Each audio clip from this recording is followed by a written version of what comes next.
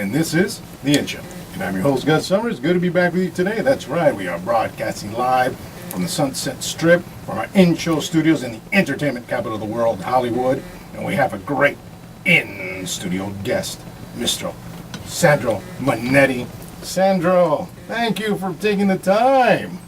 Gus, thank you for having me. I'm a big fan of yours, a huge admirer of the show. Thanks for having me on. This is going to be so much fun. It is. You know, we've just been sitting here, just talking as we're getting ready for the show. And love that you love film. You know, that's fantastic. It's my obsession, it's my religion, it's my passion, it's my life. Likewise, everyone who knows me knows that I'm a big movie buff. Only you would pay $5 for an out-of-date copy of the Colin Farrell version of Total Recall and enjoy it. Yes. That's how much of a movie buff you are, Gus. Yes, I admit it, and I admit it openly. I did enjoy it. That's funny, because sometimes, for me, but my question to you, when you see a film, a remake, the commercials, everything about to, hit theaters, do you stop yourself from saying, I don't want to see that? Or do you go, I'm going to go see it, or I'm going to wait for it? What's kind of your little protocol? I find something to love in every single movie Nice. I see. When you go and see stand-up comedy and it's bad, it can be awful. When you go and see theatre and it's bad, it can be awful. When you go and see a movie that's bad, it can be hugely enjoyable, because you can just enjoy it in an entirely different way. A drama that misfires, you can get some amusement out of it. So I've enjoyed every single trip to the movies I've ever taken. It's funny that you say that, because that's how I am.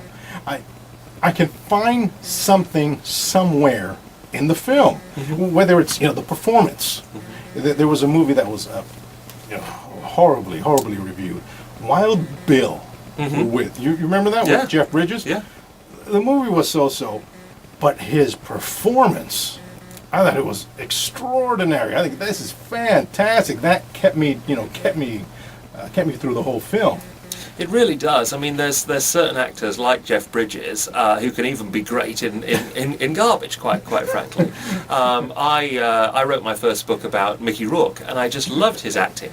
All those films he did in later 80s, early 90s, yes. And some of the indies into the 2000s as well. A lot of them were terrible, but he was always so incredibly interesting and watchable. You would enjoy it in that way. So movies are great. Yeah, I mean, absolutely.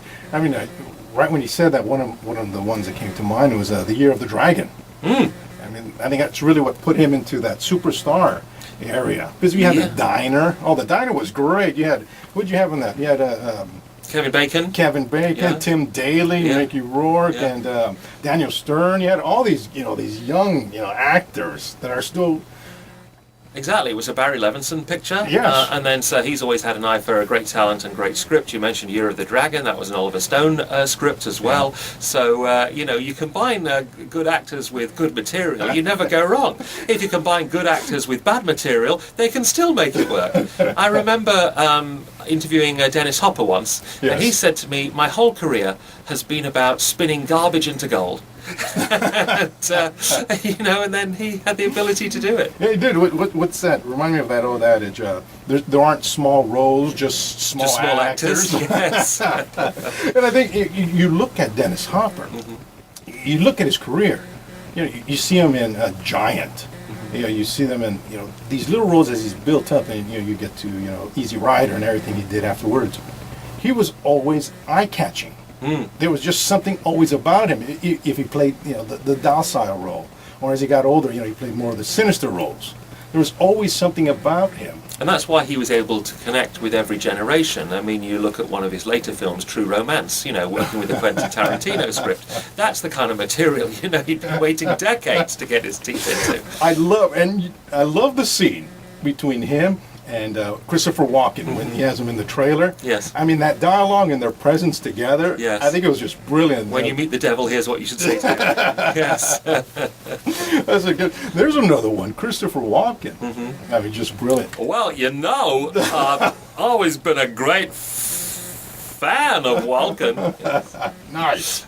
He's like Sean Connery. Everyone tries to do this, Christopher Walken. You know, as we speak today, in November 2014, I'm so looking forward to December 2014 when we see Christopher Walken playing Captain Hook Yes. in NBC's live version of Peter Pan. Yes. You know, I Yes. love what must have gone into this thought process at NBC. Put Christopher Walken on live television, who has his own pace with acting, Yes. and try and tell him we've got to go to commercial in 45 seconds, Christopher, because Christopher Walken, it's one of the pleasures of my life and privileges to interview movie stars. That's what I do for a living. Yes. And Walken, I was asking him about, I so admired his line delivery, and I thought it was so unique and different. Yes. And he says that when you send me a script, you have to take all the punctuation out.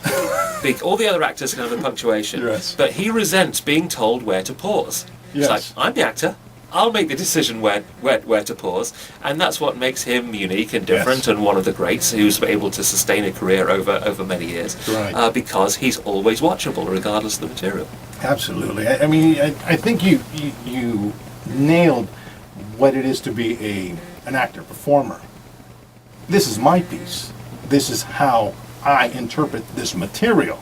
I mean, unless you are, Christopher Walken, Robert Downey Jr., who's at that strat, I think everyone else has to Yes. follow the punctuation. Yes. Yeah. Because, what I love about him is no matter what he does, Sinister or The Kind Man, he's always the same. Well, And I that's the think- mark of a movie star, isn't Yes, it? absolutely. If you have a persona which connects with the public, that's one way that you will sustain a career over many years, because you're always castable in Yes. that kind of role. Yes. But it's funny. It sort of frustrates actors a lot to be seen in a certain way. Right. Gary Oldman recently took the record as the most successful box office actor of all time, overtaking both Samuel L. Jackson and Harrison Ford. Yes. And he said to me, I'm never thought of for the romantic comedies.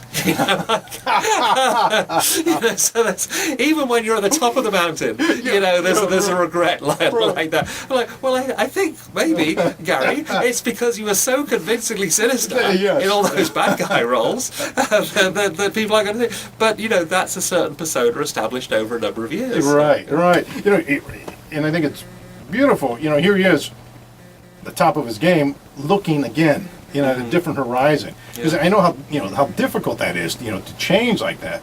I know Bill Murray has tried. We always looked at him as the fun guy. Yeah. But back in the '80s, he did a movie, Razor's Edge. Yeah. Very serious.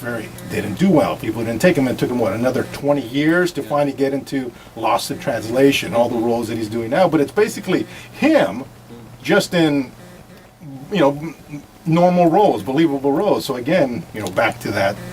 Putting his own interpretation of Yeah. it, like his latest movie, for example, which is billed as a comedy, but Yes. it's just so incredibly sad. But Yes. with experience, comes Yes. ability to play away from the joke Right. and to play the reality and to make it more effective that way. So he's always Absolutely. fun to watch as well. Because I remember there was the late great Robin Williams. People, there's a few movies towards the end of his career, but one always stands out for me was Insomnia, where because you get 1 hour photo and you have all these others. Which was the following year. Yeah, and I always tell everyone, if you look at Insomnia, it's Robin Williams. He's not doing anything sinister. He's just him talking, and he's scary. Here he is. And he's quiet, isn't he? Because I always find the key to playing a good villain is to be quiet. Yes. Raging and shouting, isn't scary. Right. But speaking above a whisper sort of radiates a lot of power. It's something Al Pacino used in the Godfather. I mean, Yes. Al Pacino's style has changed over the years, but back in the early '70s, he commanded sort of power when he was becoming the Godfather. Yes.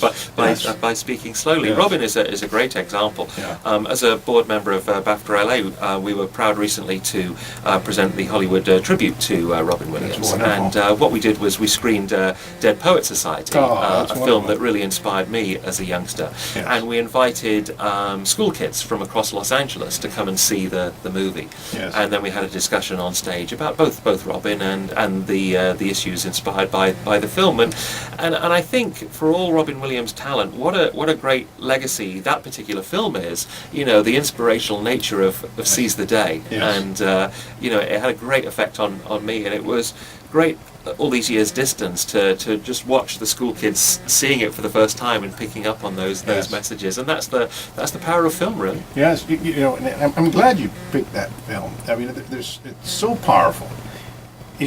Especially in the end, you have, you know, Seize the Day. Come on. Ethan Hawke, you know, standing up, you know, which I think there's a little boy and girl inside everyone at a moment, but there's his moment defying. That's what I love. You know, you had the authority figure right there.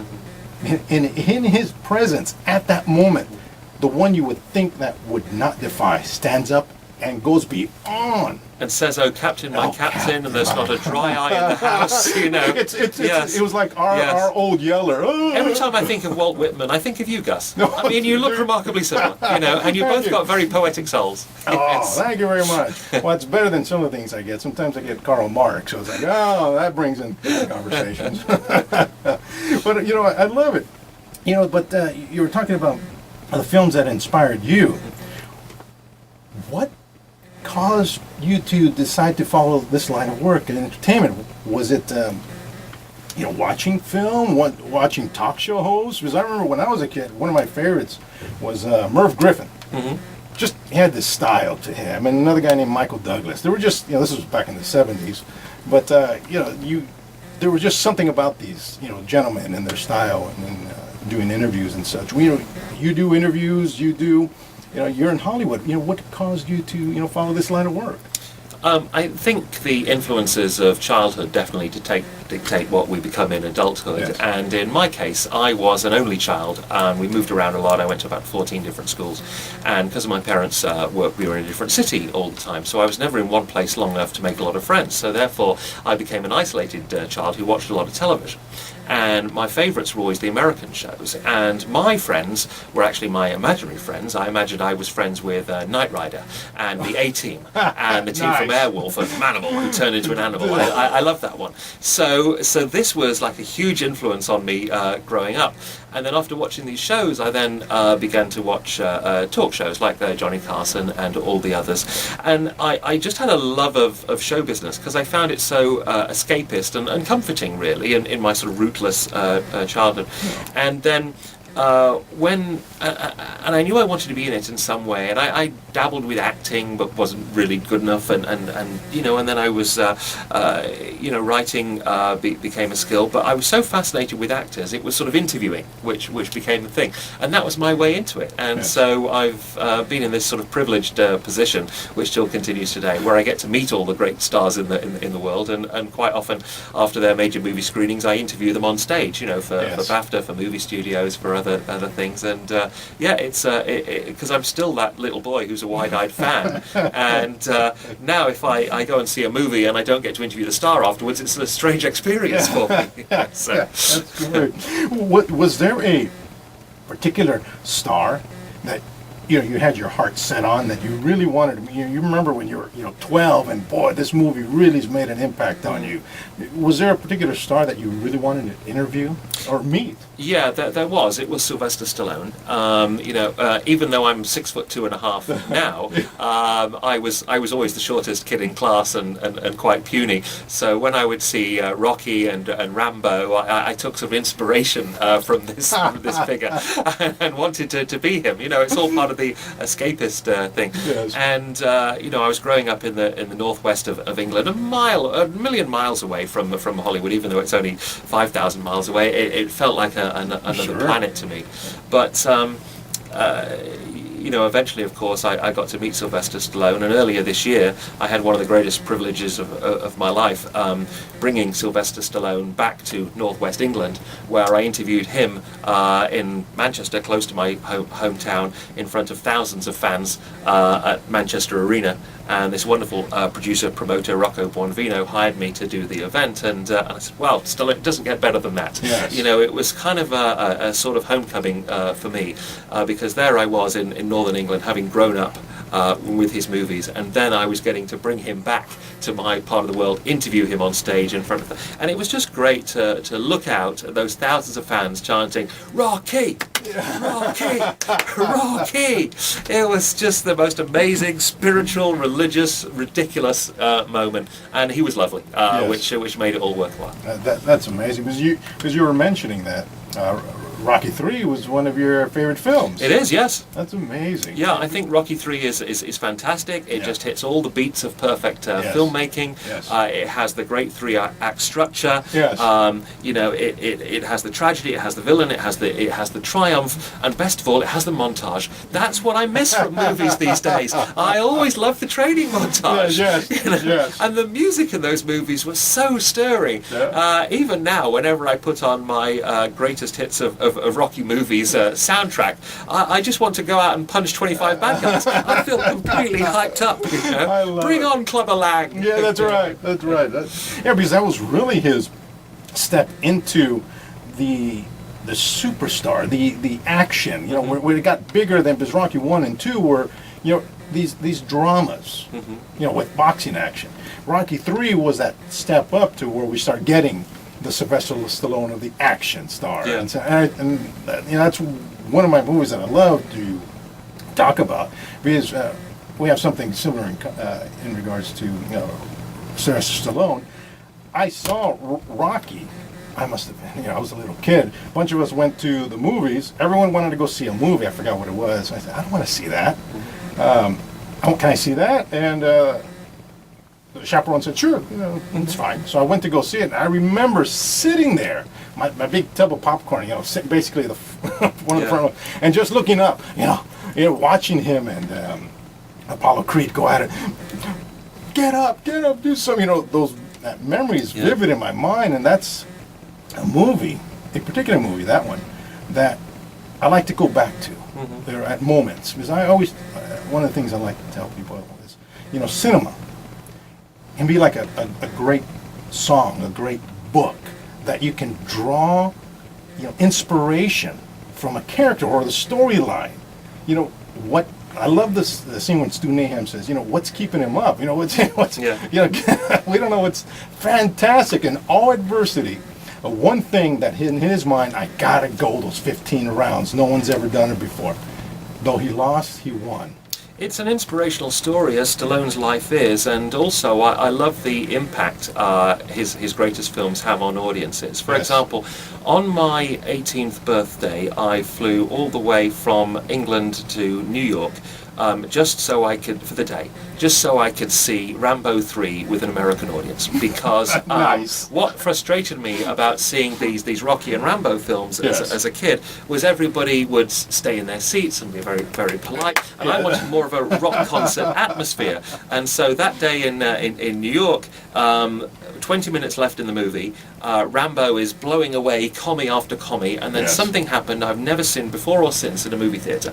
Members of the audience left their seats and stood up in front of the screen in a semicircle, rock concert style, and started cheering, Rambo! Rambo! Rambo! for the last 20 minutes. I love it. That's beautiful. I think it's, you know, something that's what I remember. You know, when I saw Rocky 2 and Rocky 3 and Rambo, people applauding, people yelling, yeah, get him, and you know, whatever expletives they would use along with that. But, you know, I guess a lot of audiences, you know, I don't know if they're more subdued now. It's like, you know, I'll be all like, yeah, get him, and I'm like the only one. Me and this 80-year-old grandpa down there yelling. Certain filmmakers have the ability to hype up audiences. You look at films like Con Air, that had a similar effect on me as well as The Rock. You know, those Jerry Bruckheimer movies. Get him, Nicolas Cage. Get him, Nicolas Cage. Yes. I love it. I love it. It's true. Is, you know, again, I think, you know, there are movies that just stick with you. Besides the, you know, just the action. Man, that was a great film. But that touched you. And you were saying that you're a big fan of, you know, movies that happen in parochial schools, or you mentioned Dead Poets Society. Was there is it that one, or was there another one that's really touched you and stuck with you? The series of schools I went to were very similar to the school in Dead Poet Society, but by and large without the inspirational teacher.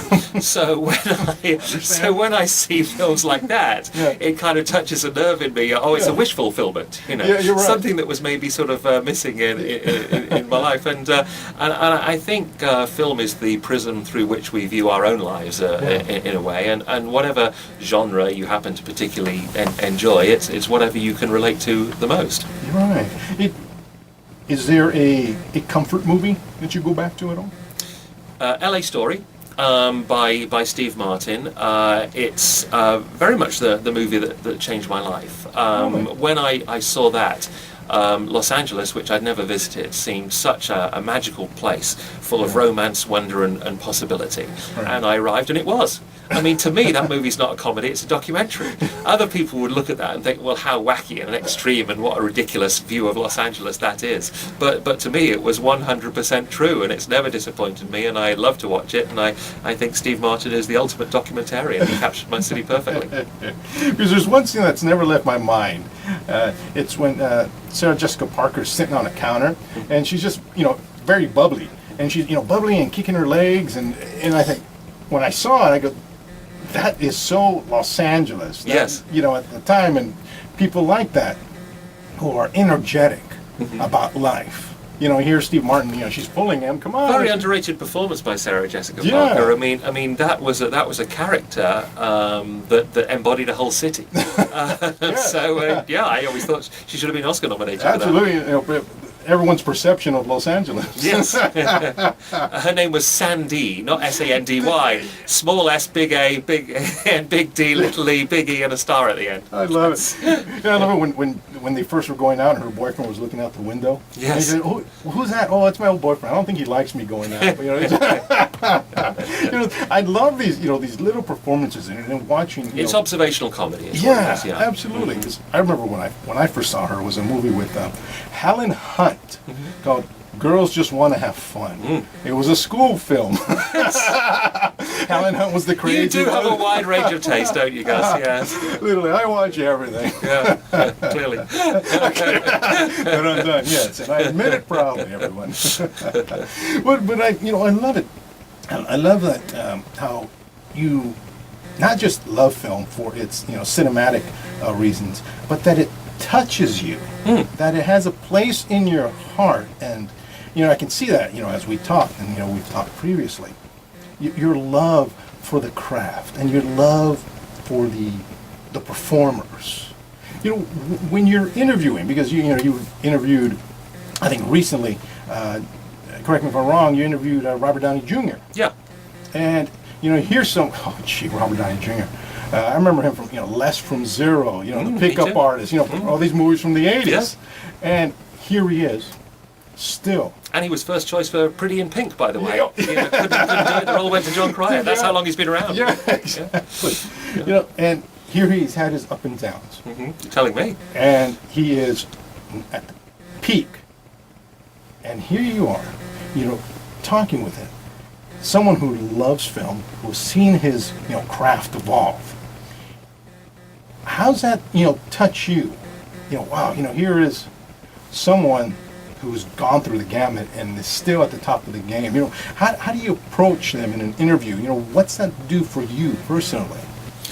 Well, I'll answer your question in two ways. First of all, it makes me so happy for him because I relate to actors like sports fans relate to their favourite sports players. It's kind of like if your favourite baseball player is suddenly having a glorious season where he's batting 375 or something, and then you're like, oh, I'm so pleased that he finally made it after the below 200 last season. So I'm pleased from that point of view. Yeah. On the how I react to them as an interviewer, there has to be a complete emotional detachment because you're there to serve the audience. No one cares what I think. Right. So it's all about the audience either listening, watching on TV, or sitting there in the audience, and getting the stories out of them, and using empathy is a good way in interviews. So understanding their journey and what they've been through is a good help to get those emotional responses out of them. But yeah, you can never be a fan as an interviewer. You have to leave that outside of the room. Yeah, in because because this is what you do. This is one of your mainstays. Being an interviewer. Do you have a particular technique, a particular style? Yes. That you use. Yes, I do. Actually, I teach interview technique. If anyone wants to go to my website, sandromanetti.com, they can see on there a few tips of the trade. But what I do is, the first rule is you always start with a compliment. Actors have the most insecure profession in the world. They never know, even at the very top, where the next role is necessarily coming from. Right. And they love praise and they love applause. So if you open with a congratulations or a comment in support of something that they've just done, that relaxes them, makes them more open to you, and you're going to get a better interview. So that is the main one. Always open with a compliment. Yes. Now, you were also interviewing Robert Duvall. Yes. At the same time. Mm-hmm. And I love what you were telling me, how it was about The Judge, movie that just came out, and basically Robert Downey Jr. produced it. Robert Duvall was supposed to be working for him, but he still called Robert Duvall Mr. Duvall. Because he shows him respect. Yes. And Robert Duvall demands it. Yes. Robert Duvall, it's interesting. When I meet these legends, and I've never met them before, I always have a certain perception. Yes. And my perception is almost always 100% wrong. So, and that's part of the fun of it as well, how he's going to be. When I heard that story about, call me Mr. Duvall, I was thinking, he's going to be prickly and difficult. Yeah. Not the case at all. I mean, I meet him outside the interview, and Mr. Duvall, I say hello, pleasure to meet you, Mr. Duvall, and he pokes me in the chest. He goes, "You English?" I go, yes, I am. He says, "What do you think of Michael Owen?" Michael Owen, the soccer player? Yeah, Michael Owen, the soccer player. He's the greatest soccer player of all time. Really? He says, yes, I've seen Pele, I've seen Messi, I've seen Ronaldo, but for me, Michael Owen is the best. And it's great because I learned something I never knew about Robert Duvall. He's a huge soccer fan, and of course, that broke the ice. And even though we were there to talk about The Judge, I'm a huge fan of The Godfather, so I had to get in a few questions about that as well. Yeah. And I'm not so interested in what happened in the movie. It's more the sort of offset moment. So he's just telling me stories I'll treasure for a lifetime about the cast having these mooning contests, and dropping their pants and trying to persuade Marlon Brando to do the same as well. It's just very, very funny. It makes you. I mean, The Godfather is a movie I've probably seen 25 times. Sure. The 26th time I'll watch it in a different way. It's nothing. Is this the scene where straight after Coppola called cut they all mooned him? It certainly becomes a comedy. It does, exactly. It's like I was saying before, you can watch movies in many different ways. I love it. I mean, those are the moments that are priceless. That outside of this, the closed group on the set, no one really knows. But then, he's at a point. I'll tell you, I don't care. Yeah. I'm Robert Duvall. Yes, exactly. Mr. Duvall to you. Yes. That's brilliant. No, I think if you show them the respect that they deserve as an interviewer, they're going to open up to you as well and give you the stories. If you're under research, you don't know anything about them, it's going to be no fun for them. They don't want to fill in the gaps in your knowledge. Right. Yeah. Exactly. Because because we're both of the same caliber of loving cinema as much. If I interview somebody, and if there is something that catches me, like a particular scene, I'll ask them about that. What were you thinking? What happened there? And sometimes it's, I just did it. That's so disappointing when they say that. Really? Yes. I drew so much from that. Yes. Have you ever had a big question like that for somebody? You really, and they're like, no. Yes, Jimmy Stewart. My first ever interview in Hollywood was the last interview ever given by the great Jimmy Stewart. Yes. And I remember asking him, when you were filming Harvey, did you get so into the character that you started seeing imaginary 6-foot rabbits in real life? Yeah. Well, no, I didn't really. I just played the part, It's kind of disappointing. Yes. As a matter of fact, when I was in the shower, I thought it was something, right? I wanted Jimmy Stewart to be, the Daniel Day-Lewis of his era, or just go totally into it. But no. I just played the part. There's many different ways to be great. I love it. One of the things that I find really fascinating is how everyone, though they may have similar styles, their approach can be vastly different. Someone becomes very method, or someone is just, like Jimmy Stewart. That was just a part. Because I remember recently hearing a interview with Ian McCallum, and I forgot who was interviewing him. And they said, how do you get into this? How did you do this? And he said, well, and he lifts his hands up and he does this walking gesture with his other hand. And he goes, well, Ian McCallum, Ian McCallum, Ian McCallum. And then he stops and then he says, very dramatically, you shall not cross this bridge. Yes. And then Ian McCallum, it's just the part. Yeah, I thought it was brilliant. I don't believe him. A lot of it's funny when you interview actors. They're very much open books, but one thing they don't like talking about is their process. Yes. Because it's very sort of private to them and it works for them, and they don't necessarily want to share it. Yes. So in many cases they can be flippant like that. But you know as well as I how serious Ian McCallum takes his craft and what his method is. Yes. But I guess why should he share it? It's the audience doesn't need to know everything. Exactly. One of my favorite performances of his was maybe about 10 plus years ago. Cold Comfort Farm. You ever see that? With Kate Beckinsale. Yeah, it was just, he was from the Church of the Quiver. And yes. I said, I love that. That was great. Again. And what I admire about him, there's a lot of the British actors occupy a different place in the industry from the American actors. Yes. Because I noticed that people like Ian McKellen, Judi Dench, Benedict Cumberbatch, these are all people who already do huge movies, but at the same time they do radio as well. Right. They do TV, they do theatre. They won't be seen as I'm just a movie star and that's it. They do lots of it. Because they sort of come up that way, sort of working in fringe theatre, and they've never left it, and I think it sort of sharpens them as actors, to work in these different genres as well. And Ian McKellen, for example, has just done a sitcom called Vicious with Derek Jacobi, where they play two gay actors who sort of live together and are competitive about each other and very bitchy and catty. And it's hard to think of if you would imagine, I don't know, Robert De Niro and Al Pacino. You can't imagine them doing a sitcom. Together, but there's something about the approach and the way people sort of come up in acting in Britain and America. They're all great actors, but they seem prepared to work in different fields. Right. Yeah. Because it reminds me of right when you mentioned that John Voight. Yeah. He did television in there. He does all film, of course. But there's a scene, Zoolander. Remember Zoolander? Yes. And he plays his father. He yes. goes, "What do you think I am? A television and film star?" I go, "That's great." Yeah. An ability to laugh at yourself is very important as well. I also sometimes work with personalities and give them some media coaching as well. And the way to endear yourself to an audience is to be self-deprecating. No one wants to hear how fantastic you are. Yes, but, I'm great. If you can make yourself look sort of clumsy and awkward, that's great. Not that I've ever coached him, but someone who does this fantastically is Eddie Redmayne, who's so impressive as Stephen Hawking in The Theory of Everything. And he was telling me when I interviewed him recently, I said, what were the first words that you said to Stephen Hawking when you met him? Because you must have been inside his head for so long after all these months playing this character, it must have been an overwhelming moment. And he said, and I think we can all relate to this, he got incredibly nervous and just started talking so quickly.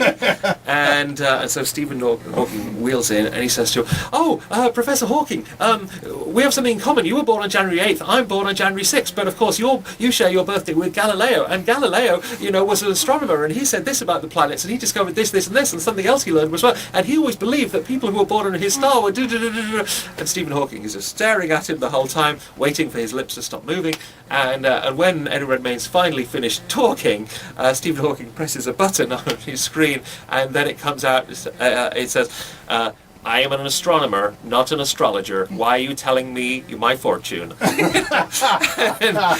he said, I wanted the ground to open up and swallow me. I so want him to like me, But that's and it's always fascinating to me to interview actors who have played people who are still alive, because they so want that approval.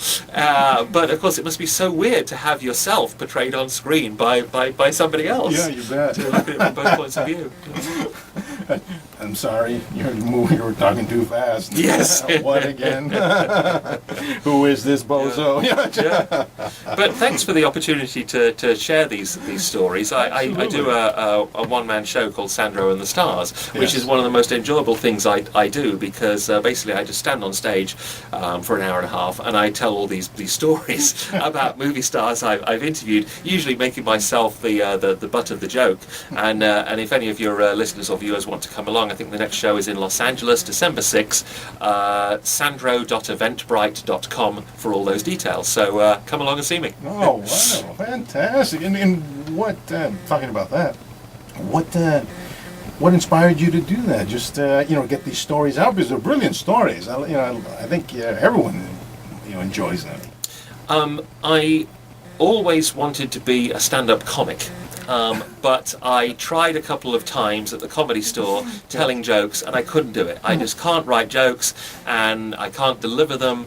But I would notice that when I was with friends, when I was telling stories about interviews that I'd done, they would always laugh. So I thought, well, instead of doing a stand-up comedy act, I'll just stand up there and tell the truth, and just tell things that have happened to me. And I did it as a one-off a few years ago. It became very popular, and there was more shows, and eventually it ended up in the West End of London as a show called Clooney, Cal, Pitt and Me. It was off Broadway in New York. It was hit at the Edinburgh Festival, and so now I've retitled it Sandro and the Stars, just so in case anyone's seen it before, they know it's all new stories this time. I guess you could change the name, Duvall, Mr. Duvall. Duval, Mr.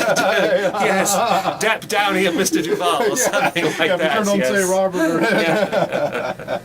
That's brilliant. So thanks for allowing me the chance to mention that. Oh, and I love doing that. Yeah. Of course. And talking about comedy, was it again? Did you see a stand-up comedy? Was there a comedy film that really inspired you? Like, oh wow, I want to do comedy. I want to do that. Yeah, growing up with the 80s movies, Nice. you mentioned Bill Murray before, so something like Ghostbusters, was very much in my sensibility.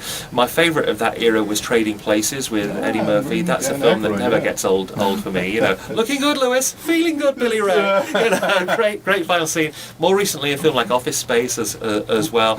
These are all sort of my kind of comedies. So I'd been looking for my own particular place, and just as you were asking me before about what influenced me to become a celebrity interviewer rather than an actor or something like that, I do have a love of being on stage, but the only place I'm comfortable is really being myself. I can't really sort of embody characters, and so I've been looking for this comedy outlet for a number of years, and all these comedy films inspired me in a certain way. So did certain stand-ups. I mean, one of my favourite things to do was go and see comedy. When a few years ago, when Kathy Griffin used to be in residency at the Laugh Factory, I would go every Wednesday for a year, and it was like witnessing a great teacher. It really was. And I also, talking of great teachers, I was once in a screenwriting class with Richard Curtis, who wrote Four Weddings and a Funeral, Notting Hill, all these kind of things, Love Actually, and he was really great about the secrets of comedy films. He says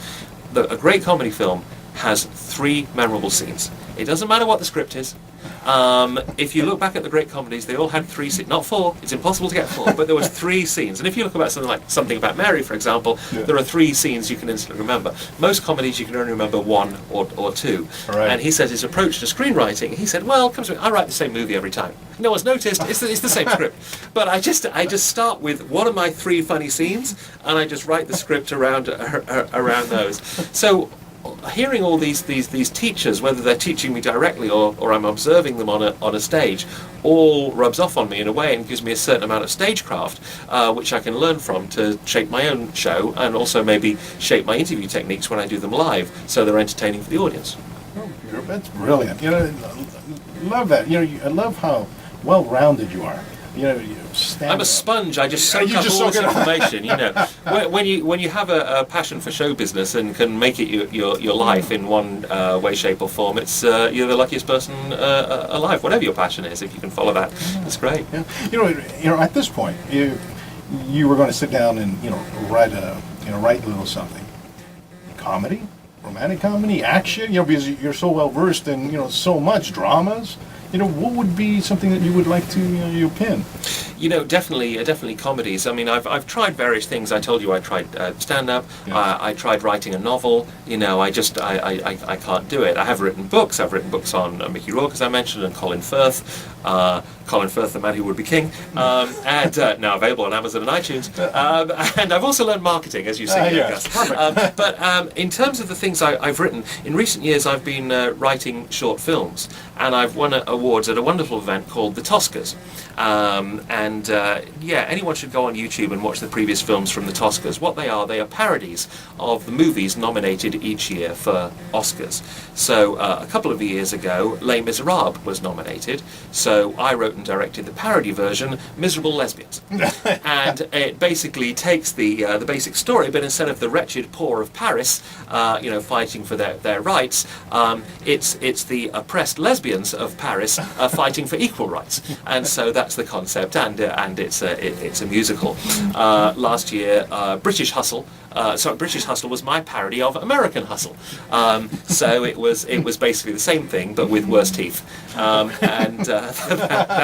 was the concept there. So if any of your audience want to go on YouTube and watch these, either go to the Toscas.com or go on YouTube, look for Toscas films, Miserable Lesbians, British Hustle, and all the other wonderful films from the Toscas. So what I've been doing is making comedy shorts, and it's just and I definitely want to continue in that direction, because making people laugh is just wonderful. I'm not sure if features is where I'm at, but I've really enjoyed directing and creating and producing. So maybe there's more of that in my future. I mean, life is a journey which takes you in many different directions, but it's been tremendous fun to make movies as well as watch them. Beautifully. I mean, beautifully said. Exactly. You don't know what doors will open as you progress in your journey, especially in entertainment. Yeah. Suddenly the doors open. It's like, oh, I didn't even expect you. Thank you very much. And entertainment careers, they're like roller coasters. They're up one minute, they're down the next. You mentioned Robert Downey Jr. as the perfect example. Exactly. I've interviewed him over the course of his life, and it's just interesting to see how he's changed, and now he seems to have adopted the persona of Iron Man's Tony Stark in real life as well. And I love that. I was with him in the summer at Comic-Con, and we were just walking down the hall, and someone shouts out, "Hey Robert, you're the best!" Now, most actors would respond, "Thank you very much, nice to meet you." He responds, "You're probably right." It's interesting that you say that, because it's funny how actors do take on personas. It reminds me of Sean Penn. He's kind of now the dark, kind of brooding. Yes. Where he was he was Spicoli from, and now he's this dark, brooding guy. It reminds me of Jeff Goldblum right after Jurassic Park. He was wearing the little glasses, all in black. He was basically. I remember seeing him interviews. Yeah. I think that was a character. That's okay if you like the style, but it's interesting. You're right. Well, it's funny you mentioned Jeff Goldblum and my perceptions of certain actors. Yes. One day I was in a remote part of Los Angeles, just walking along this dusty mountain road, just out for a hike, and. But typical me, I was dressed in a linen suit. I wear a suit. Where even hiking, I'll wear a suit, or at the beach. And I hadn't seen any vehicles for about 30 minutes, and then this big SUV comes by at speed. And it's throwing up dust over me, and then it goes past me, and then it stops, and it reverses, and it's got blacked out windows, and then the window automatically comes down, and it's Jeff Goldblum, and he says, "Hi."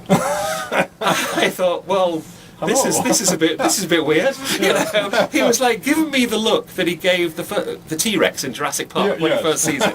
It's like a double take. Hi. I'm thinking, what's going on here? This is a bit strange. I've never met Jeff Goldblum. And he goes. "Great linen suit. More people should wear linen." Zzz, and drives off. I thought, yes, that's your perfect encounter with a quirky character like Jeff Goldblum. It's fantastic. He's such a nice guy. Apparently, yes. Yeah. He's I went to an Academy screening of it's escaping me. It was anyways. So.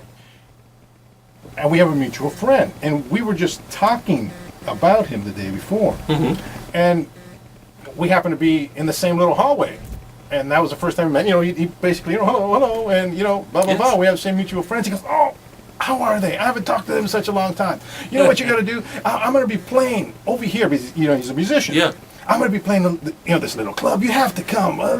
And so it was like a few days later. So I went and I told our friend that you have to come with me because Jeff invited us. So we go.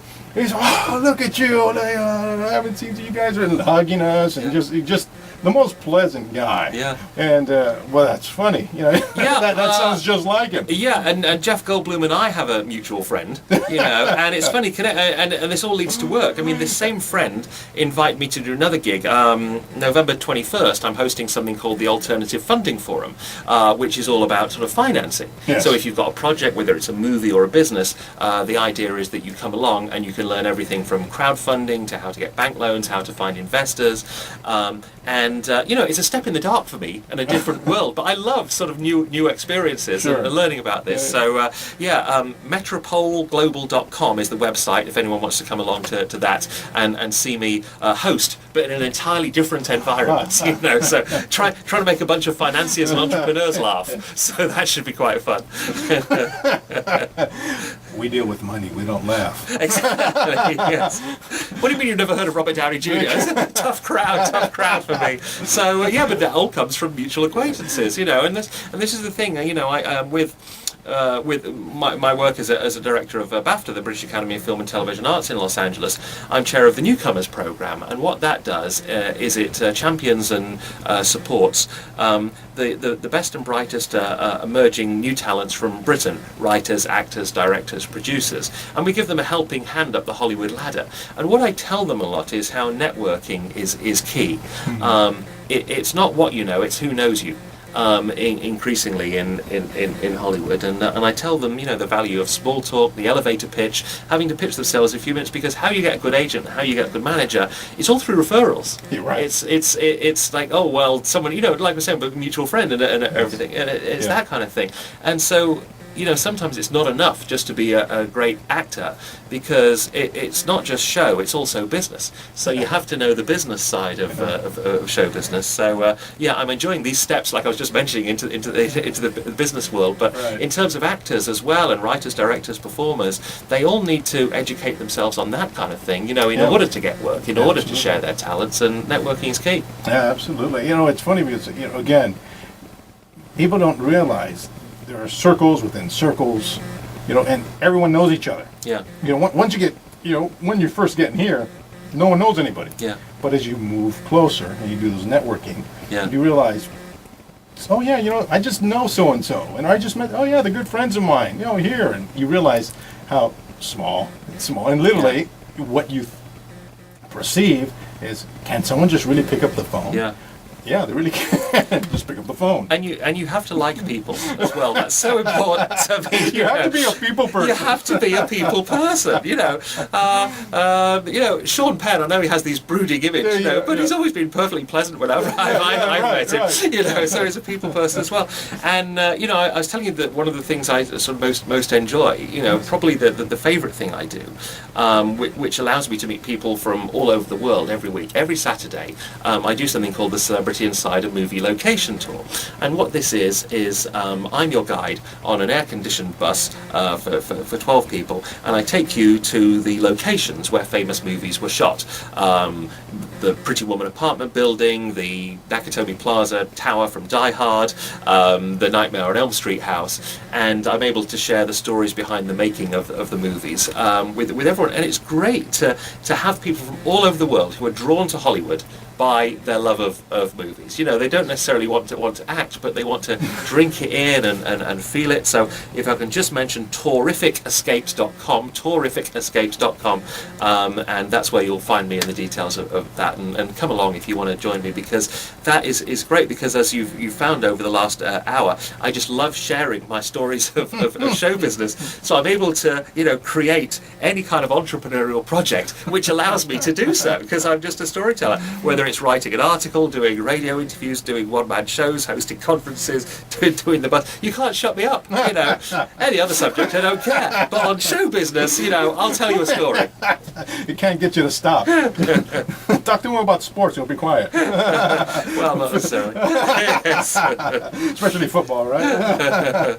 It's funny. I got a call from a British radio station last week, Talk Sport, and they said, Sandro, and Talk Sport is like a 24-hour sports talk station Yes. in the UK, and they said, "Oh, we'd like you to come on once a week, Sandro." And I was like, "What? Have I got to talk about baseball and basketball? What do I want to talk about?" "No, we want you to talk about showbiz and do the entertainment report." "Oh, fine, excellent." Okay. We're changing it up a bit. We're changing the format of the station. So, okay, I was worried for a minute. I'm like, okay, I'm good. I've good. got this. I've got this. Yes. As we're talking about sports, you have a couple of favorite sports films?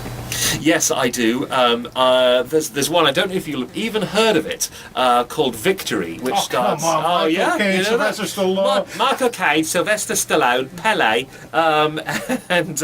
Max von Sydow. Max von Sydow, exactly. Directed by John Huston, would you believe?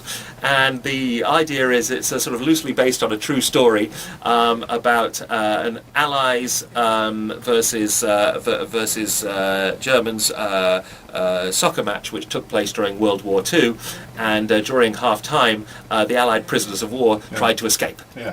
And that's what the movie is about. So I love that. But yeah, inspirational sports films. I mean, the Rocky series, but Right. Victory I love as well. Victory, you talk about inspirational movies. That was a horizon broadening movie for me. There's a scene, we could talk about Pelé, and he does his famous, over the head kick. I was a boy on the streets of Brazil who used to play with the oranges. That was his line. Yes. I love that. Max von Sydow was watching, and he's sitting in the stand. He's on the German side because he plays the German, and no one's interested about Pele except he's watching, and they repeat the music and they repeat the scene, and you see him watching Pele. And when Pele scores, it's the Allied side that cheers, but Max von Sydow stands up and is applauding. Yes. And he's looking at his fellow Germans saying, "This is brilliant." Yes. Oh my God, you're talking about 82, I think. I was a young kid when I saw it. But that stayed with me in regards to, it doesn't matter who or what it is. If it's brilliantly done, it's brilliantly done. And it stays with me, and it showed the independence of a person.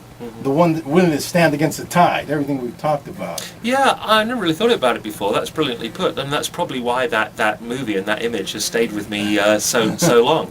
I love war movies. I love sports movies, and they two came together in a perfect marriage with that perfect scene. Right. I think it was brilliant. Everything, the acting. Even Stallone was great. I love Michael Caine. It's a very popular film in Britain, Is it? but not so much in the Not United here. States. Yeah. It's called Escape to Victory in Is that what it's in called Britain. there? Yeah. I think, again, it's kind of his height. Stallone, they were waiting for someone else, but he tried to play. I thought he did a great role. Christmas growing up in England and still today, every Christmas they screen The Great Escape and Escape to Victory. Oh, It's- great. Richard Attenborough, come on. You have some of those great... He's another great actor. Yes. Richard Attenborough. Michael Caine's another one of my favorites. One for me, and he's able to play everything so brilliantly. Tim Curry. Yes, I think they're all Brits that you've mentioned. Yes. Yeah, thank you very much. I take a lot of credit for that. I think Tim Curry, I've seen him in so much, but he has this, again, they're levels of brilliance, and he's, up there. I know he's done one of my favorites, of course, Muppet Treasure Island. Come on. Well, of course, yes. Yes. Who doesn't like a good Muppet movie? He's brilliant. I don't think I've seen anything that I have not thought he was great. And of course, British, like you mentioned. Yes. And do you know much about him and his career, where he learned? Because I know he was a musician, of course, and a rock and roller. And very well trained, and Yes. and what of course Rocky Horror Picture Show Of course.